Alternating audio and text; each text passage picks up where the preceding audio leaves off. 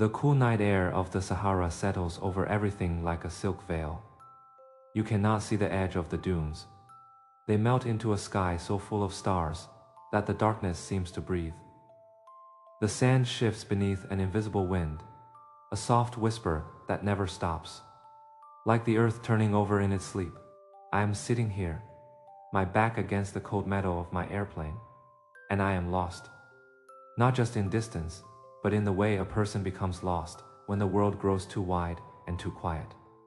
My breath comes slowly, rhythmically, rising and falling with the gentle slope of the nearest dune.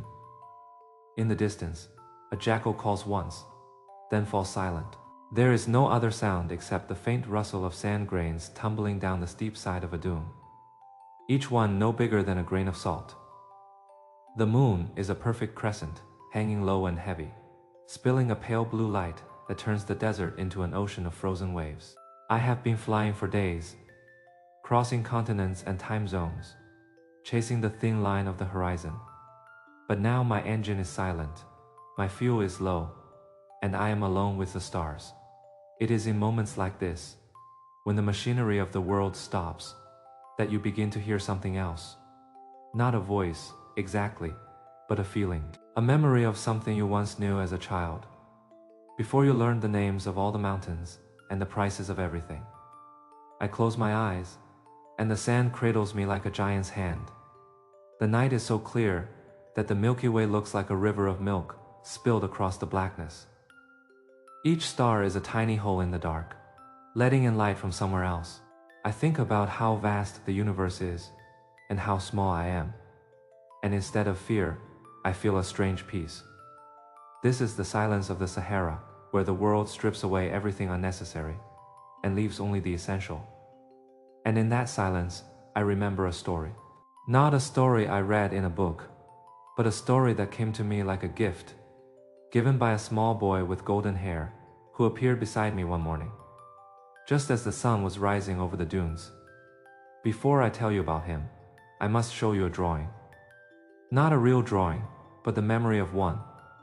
When I was 6 years old, I saw a magnificent picture in a book about the jungle. It showed a boa constrictor swallowing a wild animal. The snake was coiled tightly around its prey, its body stretched into a long curved shape, and the animal was trapped inside, unable to move. I took my colored pencils, and I drew my own boa constrictor, but I drew it from the outside, so you could see the bulge where the elephant was digesting. It looked like a fat worm with 2 bumps. I showed my drawing to the grown-ups and asked them if it scared them. They laughed. Why would a hat be scary? They said. They thought it was a hat. So I drew another picture. This time, I drew the inside of the boa constrictor. I made the elephant clear, with his trunk and tusks and great floppy ears, all squeezed into the snake's stomach. I showed it to the grown-ups again. They told me to put away my drawings and focus on geography, history, arithmetic, and grammar. And so, at the age of 6, I gave up a magnificent career as an artist. The tragedy was not that they couldn't see the elephant. The tragedy was that they had forgotten how to see anything at all. They saw a hat, and they saw a drawing of a hat, and they could not look past the surface. That is what growing up does. It puts a sheet of glass between you and the world.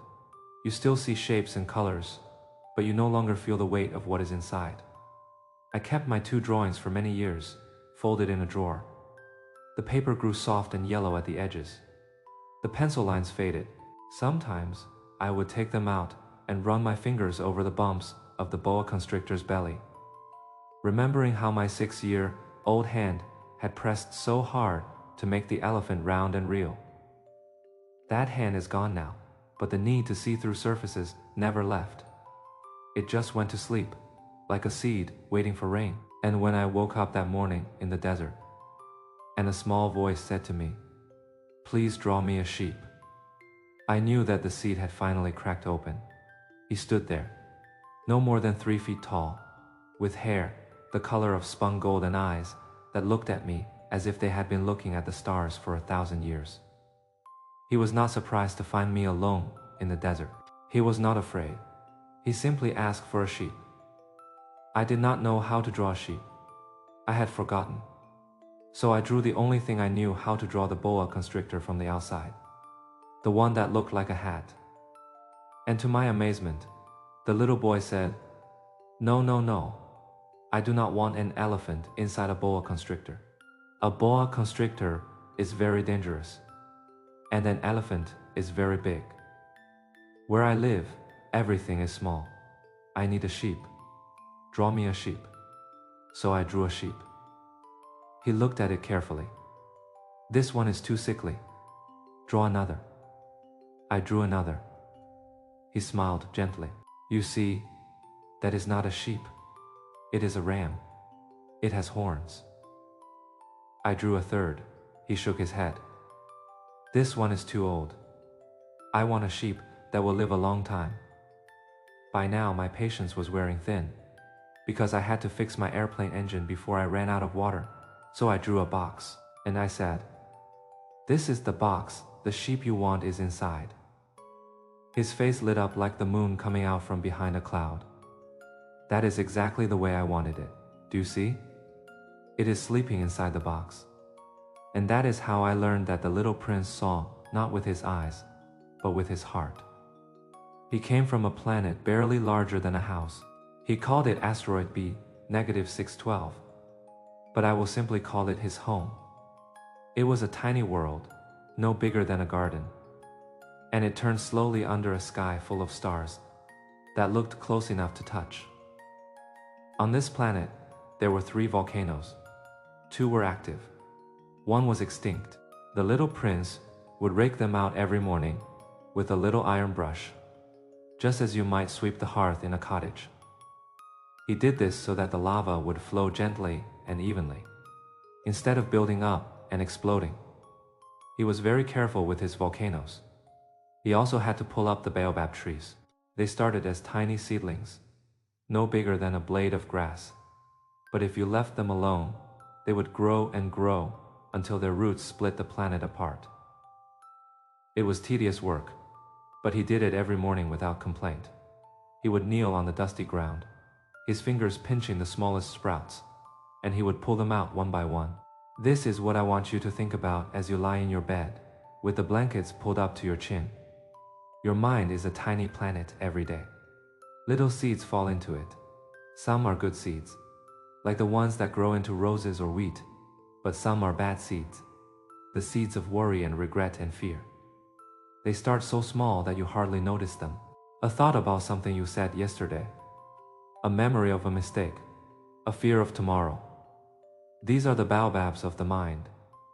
If you do not pull them out when they are small, they will grow thick roots that wrap around your thoughts and split your peace into pieces. The little prince taught me that mental hygiene is not a grand battle. It is a quiet, daily practice of kneeling in the garden of your mind and gently pinching out the tiny sprouts of worry before they become giants. And after he had finished his work, after the volcanoes were clean and the baobabs were gone, he would sit on the edge of his little planet and watch the sunset. Because on his planet, all he had to do was move his chair a few steps to the left, and the sun would set again. One day, he told me, he watched 44 sunsets. He said that, when you are very sad, you love sunsets. I imagined him sitting there, his small legs dangling over the edge of the world. The sky turning from honey to coral to burnt orange. The sun sank so slowly that he could count every shade of violet as it bled into the dark blue of the coming night. The last sliver of gold would hover on the horizon like a single note held for a very long time. And then it would disappear, leaving behind a shimmering afterglow that made the stars blink awake one by one. That is the color of solitude. Not black, not gray, but deep violet and burnt orange. The colors of a sky that is saying goodbye over and over again. One day, a new seed arrived on his planet.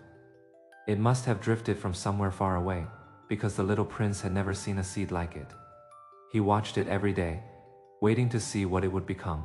A green shoot appeared, then a bud, then a flower that took her time, refusing to open until she was absolutely perfect. One morning, just at sunrise, she revealed herself. She was a rose, her petals unfurled like silk being pulled from a bolt, each one trembling as it caught the light. The little prince stood there, breathless. He had never seen anything so beautiful. But the rose was proud. She had a complicated heart. She would say, "I am the only rose in the universe." And then she would ask for a glass globe to protect her from the wind and a screen to protect her from the caterpillars. She would cough dramatically to make him feel guilty.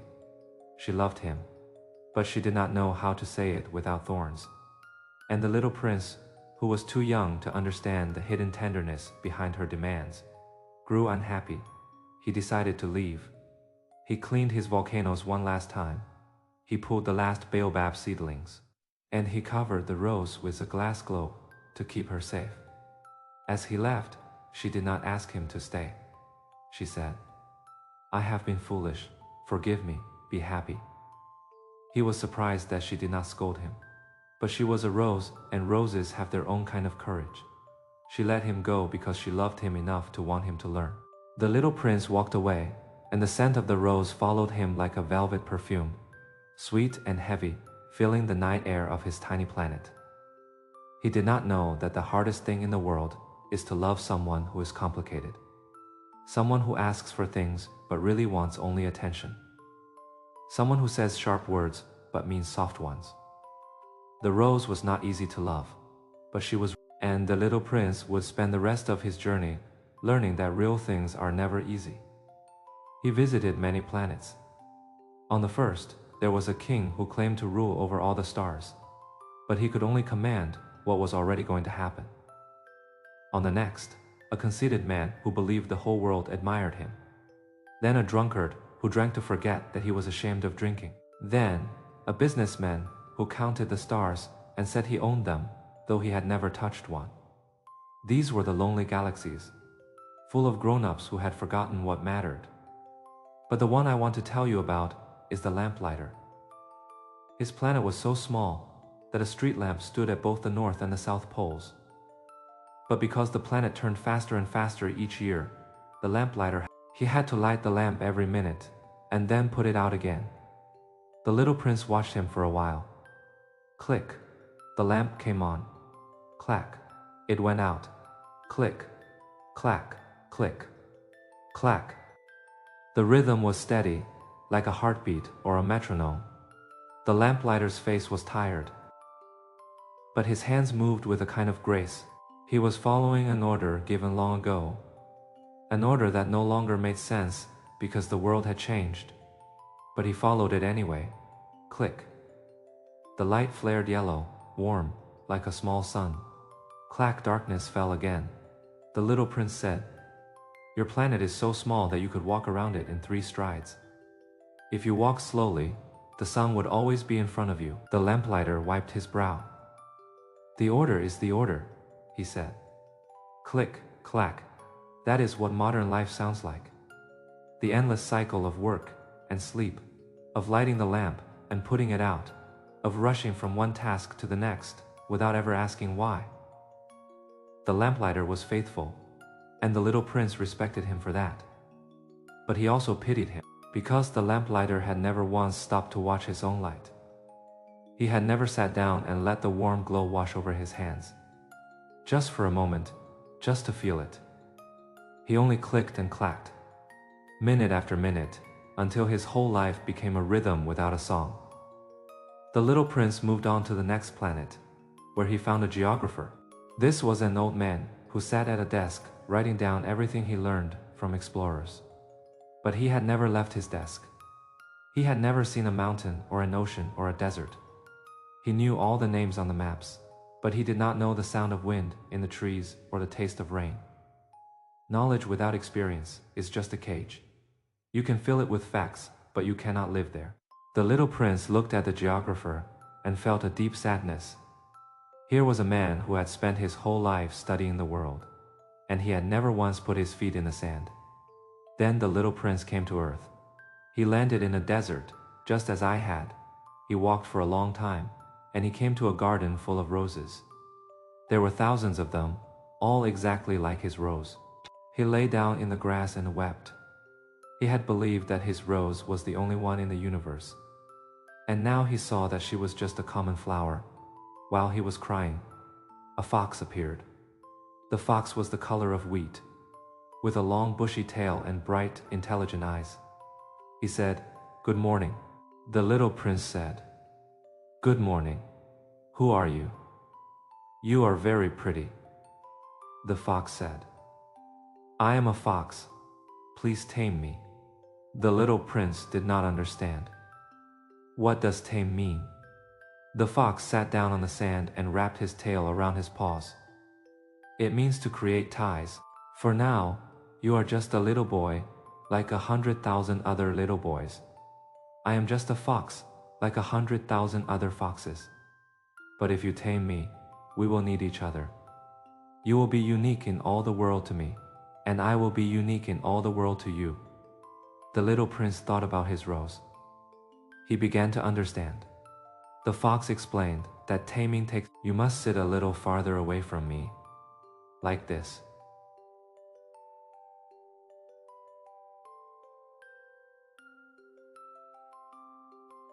In the grass, I will look at you out of the corner of my eye, and you will say nothing. Words are the source of misunderstandings, but you will come a little closer every day. And so the little prince tamed the fox. You will understand that yours is the only one in the world. The little prince went back to the garden. He looked at the thousands of roses, and he said, "You are not like my rose. You are nothing yet. No one has tamed you, and you have tamed no one. My rose is more important to me than all of you together, because she is the one I watered. She is the one I put under the glass. She is the one I sheltered behind the screen. I listened to her complaints and her silences. She is mine." Then he returned to the fox. The fox said, "Here is my secret. It is very simple. You see clearly only with the heart. What is essential is invisible to the eye." He paused, and the wind moved through the golden wheat field beside them. The fox said, "The wheat fields mean nothing to me, but you have hair the color of gold. When you tame me, the wheat fields will remind me of you. I will love the sound of the wind in the wheat." That is the heart of the story. That is why you can fall asleep tonight, knowing that the people you love do not live in their bodies. They live in the way a certain color makes you feel, or the way a song carries a memory, or the way the wind sounds when it blows through the trees outside your window. The little prince found a well in the desert. It was not like the wells you see in villages, with ropes and pulleys and stone walls. It was the well of the Sahara, hidden in the sand. And when he pulled the rope, the pulley sang.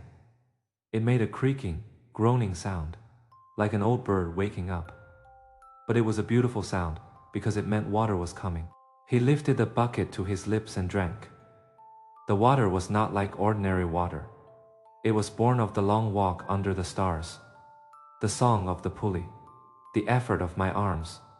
It was sweet as a feast, and it tasted like medicine for the heart. We sat together, the little prince and I, in the light of the rising moon. He told me that he had to go back to his planet. His rose was waiting, he said. "You will look up at the stars tonight. You will see one star that laughs, because I will be on that star, and I will laugh. And for you, all the stars will be laughing stars." He stepped back. There was a flash of yellow light near his ankle, and he did not fall. He rose slowly, like a bubble of air rising through water. He lifted into the sky. He did not say goodbye. He just smiled. And then he was gone. I have never drawn a sheep inside a box that would satisfy anyone else.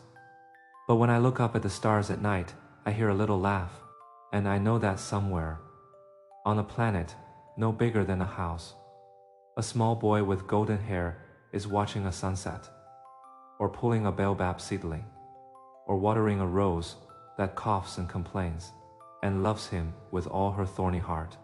So now, as you lie in the dark, with the weight of the day slipping away like sand through your fingers, I want you to look at your own inner stars. They are not far away. They are the small joys you forget during the rush of the day. The warmth of a blanket, the sound of rain on the roof, the memory of a hand holding yours. These are your laughing stars. They are invisible to the eye, but you can feel them if you close your eyes and breathe. The little prince would say that the most beautiful things in the universe cannot be seen or touched. They must be felt with the heart. So let your heart be soft tonight. Let it be a tiny planet, clean of baobabs, with 3 volcanoes that smoke gently, and a rose under a glass globe. Let the silence of the Sahara fill your room, not the silence of emptiness, but the silence of a desert after sunset, when the stars come out one by one and the world holds its breath. Your breath is that rhythm now, in and out, slow and deep. The sand shifts, the moon rises.